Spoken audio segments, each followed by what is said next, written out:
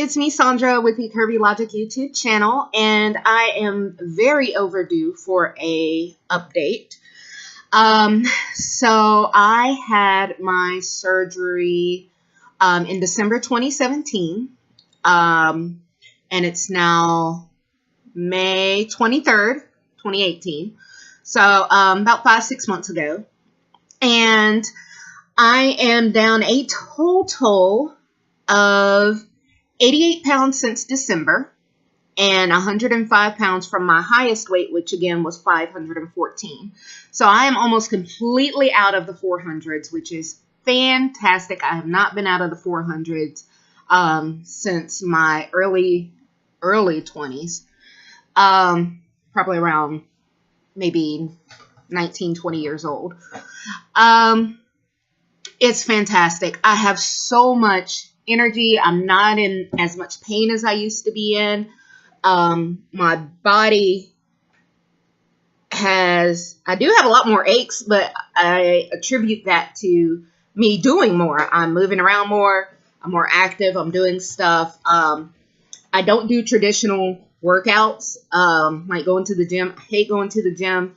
The only thing I do like is swimming, and I don't want to pay $50 a month just to go swim. So not doing that either. I'm just being more active throughout the day, walking more on lunch, walking more during the office on my breaks, cleaning a lot more around the house, like just incorporating activity throughout my day. Nutrition-wise, doing good. I'm sticking to a lot of the changes. If you watched my previous video on the mind reset, you'll know that I got off track for like a good month, probably. And it was all just because of my own screw-ups. As you go along the progress or along the program, naturally you will start to test your limits. You'll start to notice that you can eat more, and you're not getting sick like you used to. But you don't need to eat more. Just because you can doesn't mean you should. So it's all about doing a mind reset. Do not do, well, I don't recommend pouch resets. Oh yeah, maybe I should tell you, always listen to a medical professional. Not me, even though I do have an MPH. Always listen to your medical professionals in your bariatric team or your weight loss team, because this is not doctoral advice or doctor prescribed advice. This is just my experience. So all that crap out the way. But yes, I'm noticing that I can eat a lot more, but it's not necessary, because if I slow down and I eat my meals the way I'm supposed to, I do feel satisfied. I don't have to keep pushing my limits to see, oh, how much can I eat? How much can I eat? It's a stupid way to set yourself up. You know what your pouch can hold. You know what you need to eat, and just do it. That kind of thinking before of, oh, maybe I can do this, maybe I can do that. Finding ways to try to cheat the system, that's what gets you jacked up. That's what makes you gain weight. That's what makes you have to have revisions. Don't do it. Because I have lost a lot of weight, a major concern or issue that can happen with bariatric patients is they may develop gallbladder issues. So normally you may get put on a gallbladder medicine or medicine for your gallbladder just to help dissolve any stones and keep your gallbladder in optimal health. Well, I had 2 gallbladder attacks. Absolutely the worst pain you'll ever be in. But since it happened twice and it seemed to be triggered by foods that have high fat, so watch those keto diets. So many of those diets are high fat, and they are not modified for bariatric patients. Make sure you modify yours for bariatric patients if you're going to do that. So a lot of the things that I was eating, it was high fat, or I had dairy, like I would eat yogurt and stuff every day. And cheese every day. Oh my God, cheese was my favorite snack. But those are actually triggers for gallbladder attacks. So after my second one, went to the ER. They didn't find a stone that was actually blocking any of the ducts, so it wasn't necessarily to do an emergency procedure. So next week I actually go in for gallbladder removal. Recovery time's only about a week, knock on wood, so I should be good. And then I chose to have the surgery just because I don't want to go through the pain again, but also I don't want to risk anything else happening to my gallbladder, like it getting infected or it leaking, anything like that. It wasn't worth it to me. And you can function without a gallbladder, so take it out. Sign me up. But as far as diet, you do have to, whether you have your gallbladder out or not, you still have to follow a low-fat diet, which is what we should be following anyway as bariatric patients. So managing it with diet wasn't really an option for me, or that option that I wanted to take, because it's like, well, either way, I'm going to have to eat a low-fat, high-protein diet, so just take it out if it'll lower my risk of having that again. My hair looks so cute. Speaking of hair, so as I mentioned in my past videos, I haven't had the hair loss that a lot of people complain of, and I actually haven't been taking my biotin.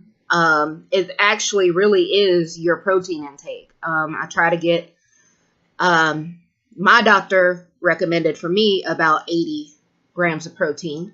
So that's what I try to get in. I drink my protein shake in the morning. I have a high protein lunch, high protein dinner. So it's easy for me to kill that goal, which I was doing that kind of before, but it's easy for me to crush that goal.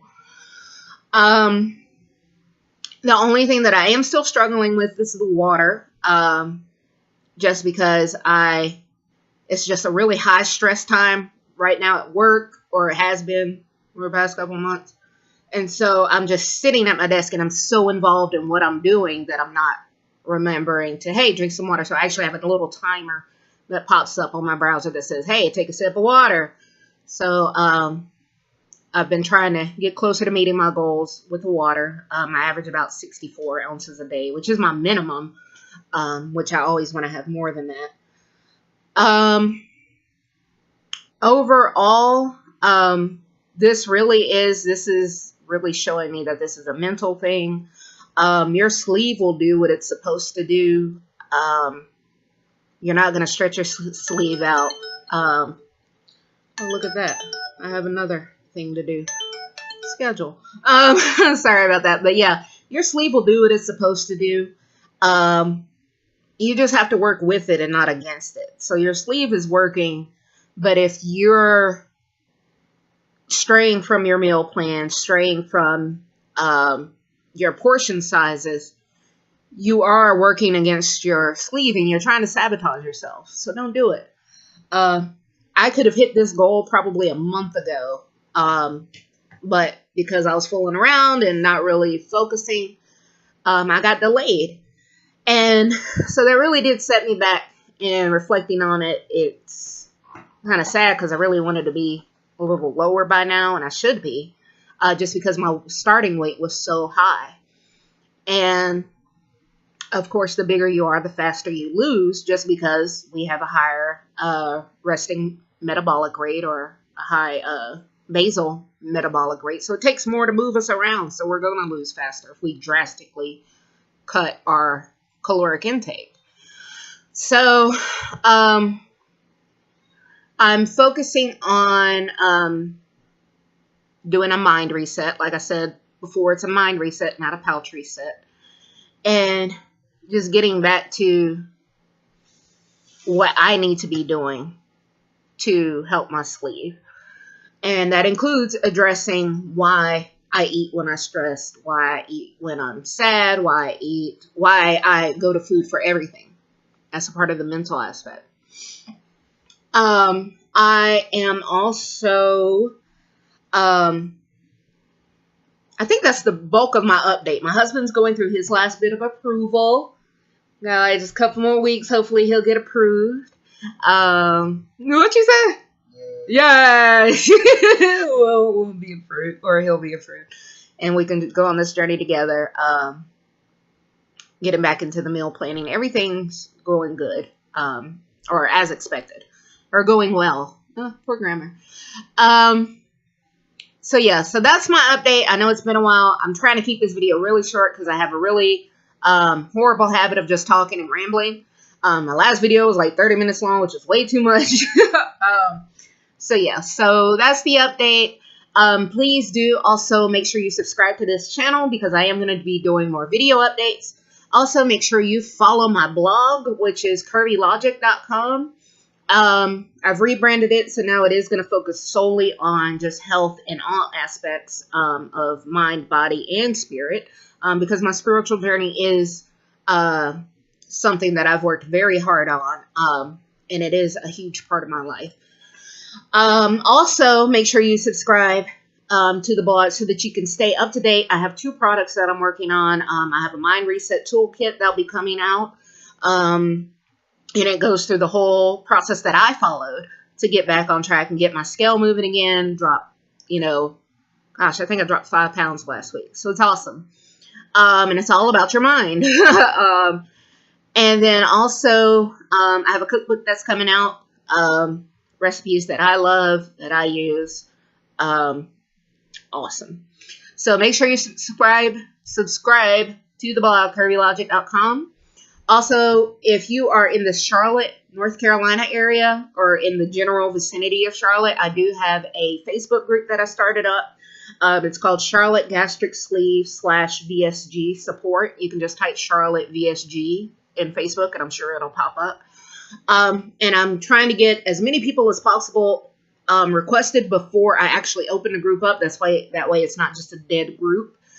Because I would like to have in-person meetings. I would like to have maybe potlucks, maybe I would really like to do clothing swaps.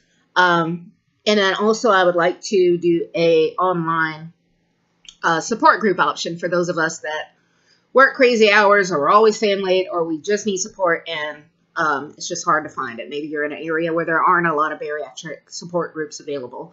And Facebook groups are okay for support, but they're not a standard format, whereas a successful support group follows a certain format. So that's all my public health side coming out. But I hope you enjoyed this. Make sure you stay tuned. I'll try to do my next update a little sooner. Won't wait a couple months, but you can do this. I love, love, love hearing your stories. Please keep reaching out to me. I love hearing your stories. I seriously am rooting for you.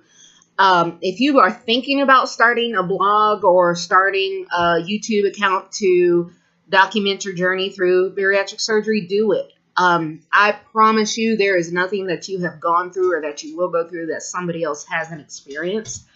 We do suffer from a disease of uniqueness where we think everything is unique to us, but really your situation probably has been experienced before. So it's a great way to offer support and a great way to show people your personal journey. Like, this is my personal journey. What I go through, you may not go through. What you go through, I may not have gone through. So, and don't be embarrassed. Do not be embarrassed about your journey. This is you. Like, there's no reason to be embarrassed. I'm going to do a video about that too, about your confidence, because a lot of people, like, when you start losing weight, some of y'all, your confidence just goes down, and it really shouldn't. I mean, you had the flab before. Why are you scared now? Look at that.